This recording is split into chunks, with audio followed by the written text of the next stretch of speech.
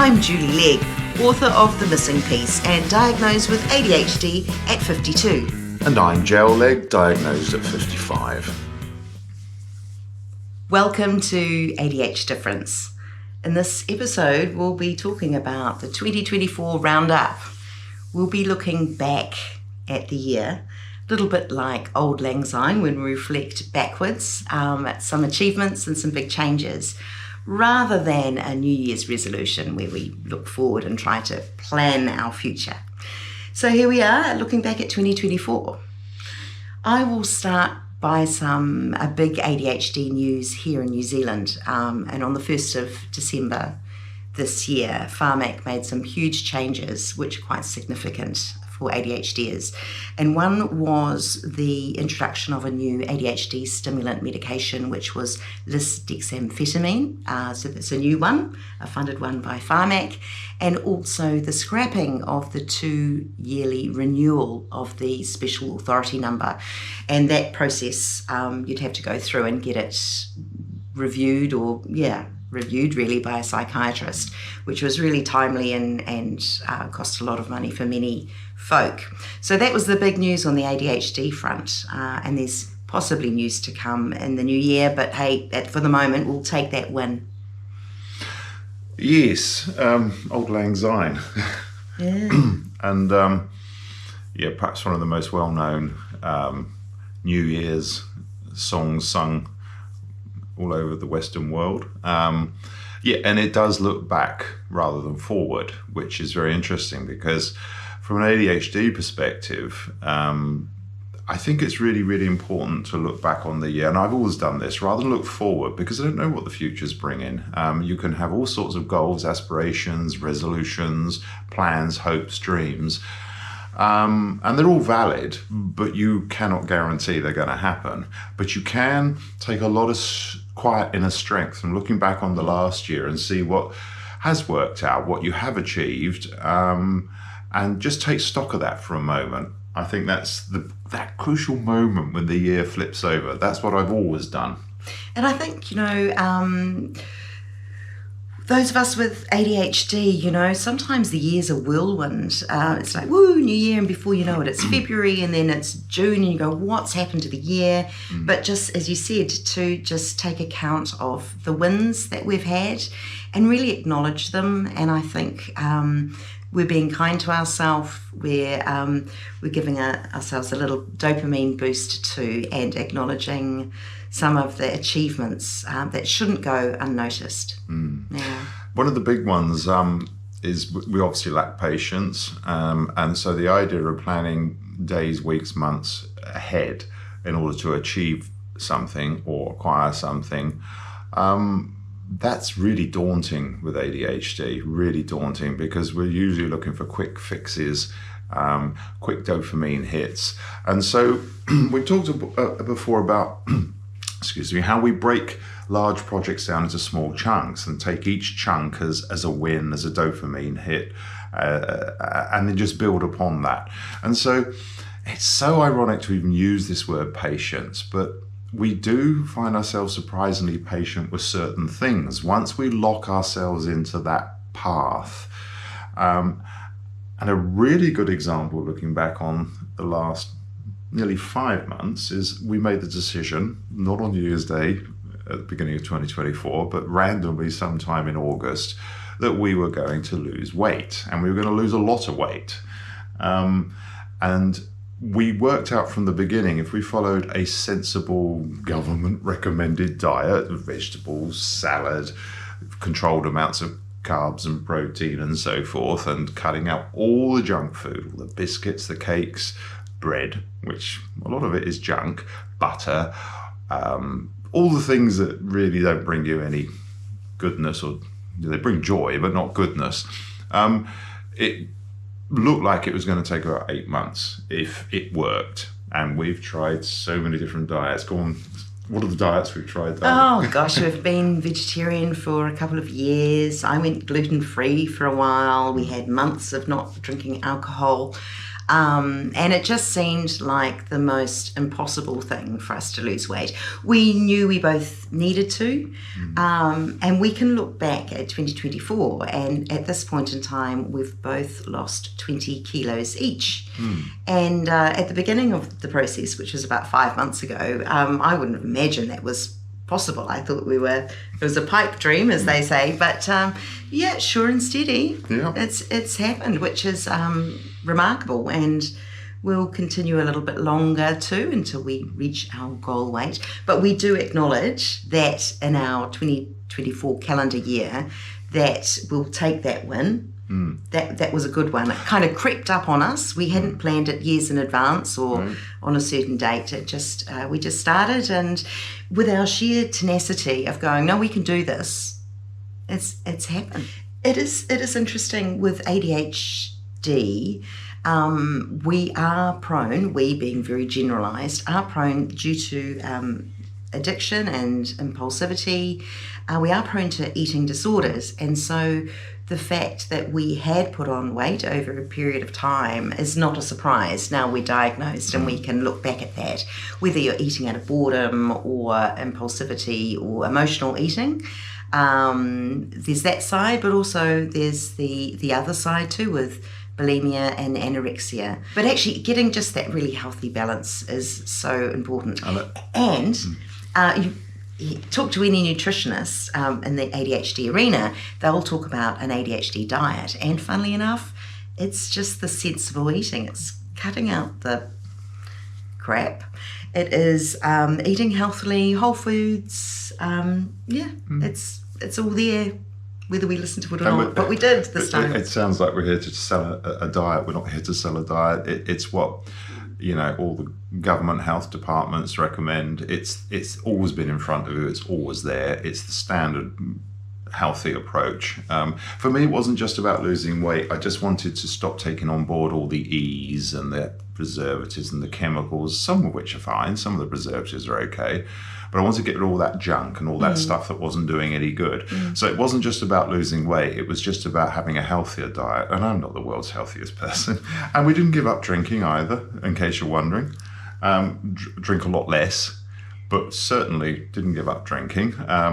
So we didn't make it an impossible task. But in relationship also to ADHD, I think the lesson that got us through it was that previously, we've spent about 4 years renovating this house we live in, and I knew we had to paint inside and out. It all needed doing. There was a lot to do. And I worked out early on I couldn't do it in one summer. And, the painting seasons in New Zealand are relatively short because it's either too hot, too much UV, too wet, too cold. And so I knew it was going to take 2 or 3 summers. And so you pick the paintbrush up and you start and you just keep going until it's done. So I don't know how actually with ADHD, I don't know what mechanism it is. I think you've mentioned the word tenacity, but perhaps that's the secret. But it's forming a new habit and getting into a routine. I like to think the reason we haven't broken the diet not once with a meal we shouldn't have eaten, which wouldn't have ruined the diet at all actually, is stubbornness. Yeah. Just stubbornness. Once I start something, I'm jolly well going to finish it. Yeah. I don't like failing to finish something. And so that's where we're at. But breaking it from always coming back to ADHD, our relationship to the diet is slightly different. In that I will only weigh myself once a week. I don't want to know what the numbers are in between. And so every week I have a chance of failing and then having to turn the sort of ship around a bit late to find out in case I need to tweak it. Luckily so far it's carried on between 0.5 kilo and 1 kilo a week, which is the recommended amount. However, your approach is different. Yeah, well, I weigh myself at least once a day, which sounds ridiculous, but I like to know I need to go, woohoo, I've lost a minuscule amount overnight. But for me, that's my little dopamine booster to say, yep, carry on, this is working.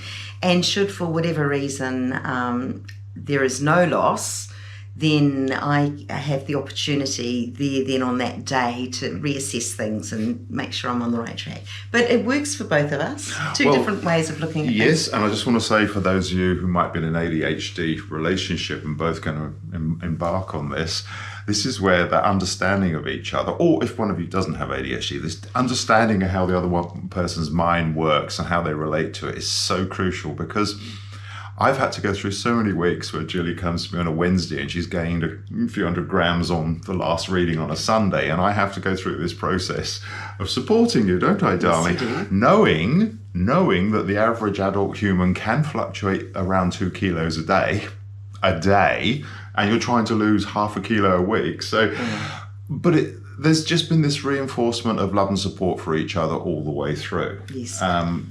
You know what? Yeah. That's enough about dieting. Any which way. We're going and looking back at 2024 and saying, what have we personally achieved? So that was a very personal thing we're sharing with you, but we celebrate. Hard to hide, by the way. If you go back and watch one of our first videos, to be fair, we're gradually disappearing. By next August, we won't exist. So there's a limit to how long we'll be doing these podcasts. Other wins really this year for us. In February this year, HarperCollins released my debut book called The Missing Piece, A Woman's Guide to Understanding, Diagnosing and Living with ADHD. And for me, that was a huge thing. And the response I've had from it has just been incredible. I've had lots of author talks, but beyond interacting one-on-one with some of the attendees there have been the amount of emails that have come through, really just people writing in tears about how they feel that they're not alone now and they beginning their journey. And I adore the correspondence. It's so lovely, and it's from New Zealand, Australia, UK, all over. So I'm just feeling really blessed that I contributed, I guess, to other people's journeys too, in a way. So that was a huge tick. We should tick off that at that list. And on that note, observing how long months and months of hard work and hyper focus Jules put into writing the book, and seeing it finally come out, again, it's like a lot of things we're going to mention in this. It's the ADHD doesn't get the instant hit overnight. The hyper focus can actually end up with some quite big achievements. It's not always instant. And so if you've got that ability to stick at something, the rewards can be quite awesome once you get there. So we released our third album, which was called We Being Older. That's the name of the band we are. Our third album in May, which is called Unmasked. And it was a collection of songs really written around the theme of ADHD. So that was a good cathartic sort of focus space for us to be in.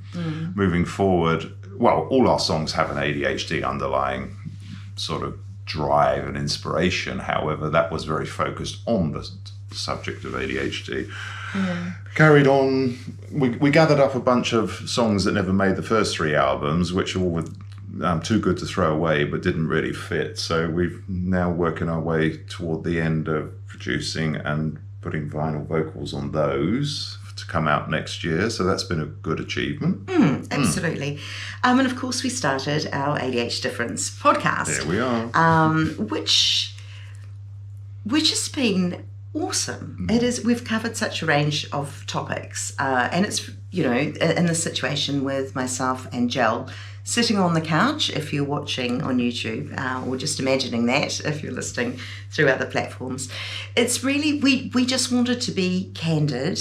We wanted to have a casual conversation about our perspective due to our lived experiences with undiagnosed ADHD, and then post-diagnosis, how we view our experiences and the world differently and can really understand why some of our past happened as it did, and really try and look forward to how we can cope better, for example, in future events. That's been just awesome to be able to share those thoughts, and hopefully, it's like with Julie's book, copies get sold. lots of copies get read in libraries in particular, you occasionally get a bit of feedback. And the same with this, as we can see how many downloads and how many listens and streams there's been, and hopefully some people somewhere have got something from it. And the same with the music. But what really drives us is just sharing those experiences and thoughts and ideas and tips, none of which we guarantee are the answer. It's just our lived experience. And again, for the listeners to know that they're not alone. Exactly. And I think the responses that we've had is like, Yep. I do that too, or I'm so glad you mentioned that. That's, that's a bugbear for me too. And without doubt, there's a catharticism to it, and that we get to have to think about some of these subjects more, what's the word I'm looking for? Not in depth, but more sort of concisely. So we pick a word or a topic that really relates to ADHD, and then we have to think about it concisely. So that's good for us too. So, we get to think about these things, and there's nothing wrong with that, which is no different to writing a book or writing music or any kind of creative endeavor. That you're sharing, it's a cathartic process, then you're using that art or that product to convey ideas, to get other people to think or get something from them, whatever they take. You can't control what they take from it and what you guys take from it. So hopefully something positive. Yes. Also too, I've started interviewing guests, as you may have noticed, and I've got lots more to come in coming months. There'll be quite interesting listening. What I've really enjoyed about that process is talking to experts in the ADHD arena, and different vibes and stories, and all of them have ADHD themselves, which has been really nice, listening to people who have achieved and some of the challenges they've had to overcome to get where they are, and just the insights they're able to share has just been amazing. So I've really enjoyed the process, and there's still a lot more to come with that regard. This whole looking forward into next year and what you want to achieve, and being ADHDers, we want to achieve everything as fast as we can. Looking back and seeing how it can take months, weeks, months, and sometimes cumulative years to get to a certain point of achieving something it's really good grounding and really good sort of frameworking for moving forward, to have realistic expectations from January the 1st. I know if someone was saying this to me, you need to be realistic and patient. As an ADHDer, it's like, we want to sell the house. We really want to sell the house and move on. We've got great plans and dreams and things that it will unlock and enable us to move on into that space. But it might sell next week, or it could take 6 months or 12 months. We've got no control over that whatsoever. And it is incredibly frustrating, sat here. And other times it would sell within 4 or 5 weeks. It'd be quite typical, maybe 6. And now it could be months. It is beyond frustrating. So while we sound a bit zen at times, don't think that it's all perfect in our lives. I am so frustrated you would not believe it. It is vital that we sell and move on. But the past and what you achieve and when you look back and see what amazing things happen, if you just let it happen over a period of time, what's that phrase? This week's phrase, all good things come to those who wait, apparently. Wait? Oh, there's a trigger back, isn't it? It goes around and see where we're going, that circles. All good weight disappears for those who wait. So back to how we started. Hogmanay is interesting. Go read up on it. We won't try and explain it here, and can't pretend to fully know it inside out as someone who's grown up in Scotland with the heart of what it means. But Hogmanay is a lot about looking back. It's not all about looking forward. And there's a lot of strength you can get with ADHD to see. For instance, in this last year, you may have been diagnosed, and that can be quite life-changing. And that's in that moment, everything that came before that diagnosis now you have a lot to unpack. There's a different perspective. And so it is essential that, you have that looking back period. You may be on the cusp of a diagnosis. You may have been diagnosed a while ago, and this last year is the year you've said, right, I'm going to try medication, and your life completely changed. It became much more manageable and focused, and you may be achieving more. There's lots, lots potentially to celebrate there. And if it's not even celebrate, to acknowledge and use as a platform for, if necessary, a better year.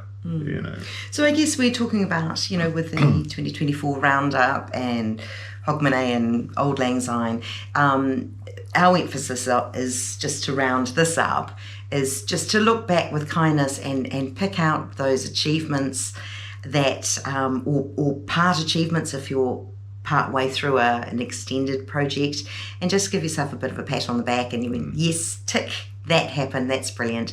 And for us, not to put too much pressure on the year ahead.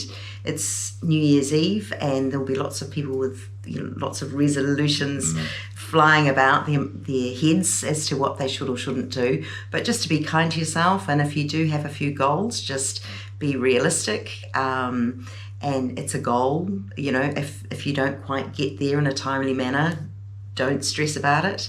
It's good to think ahead and it's great to have ideas, but don't put too much pressure on yourself. Yeah, I totally concur with that. The media will be full of resolutions and all sorts of things for healthier eating, for giving up drinking, for doing more exercise, for moving on in your career. Nothing wrong with any of those things, but don't feel any pressure that is at all relevant to January the 1st or the first week of January. March 14th, there you go, random date. That might be the day you want to do it, or August the 1st, doesn't matter. It's when you're ready. And I don't know if it's typical of ADHD, but we're quite sort of, stubborn on things, alternative, different. We do things at our own pace, in our own way. I've always said if I'm walking down the street and suddenly there's a big crowd walking towards me, I don't turn around and walk with them. Quick, run this way. I said, where are you running from? Just run. Okay, so I'll barge through them and go, see, what are you running from? I'm not saying it would have necessarily always a good positive outcome, but I just want to walk the other way. It's and so going forward with next year, just pick your time when you're going to make that change. And take strength from the last year, but it's nothing to do with New Year's Eve or resolutions, nothing to do with that. No. You can make a resolution and start it tomorrow. Best of luck.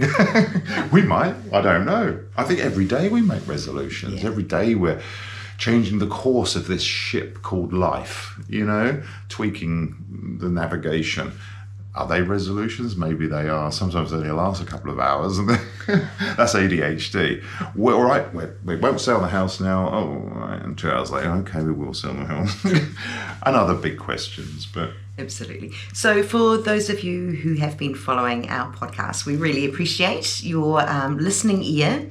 And if there is a subject that you would like us to cover in future, or some lived experiences that you'd like us to share with you, just drop us a line. All the details are in the show notes of the podcast. So stop by, say hello, and we would love to hear from you. So from Jill and myself, from Imanur, have a great 2025, and we will hopefully connect with you then.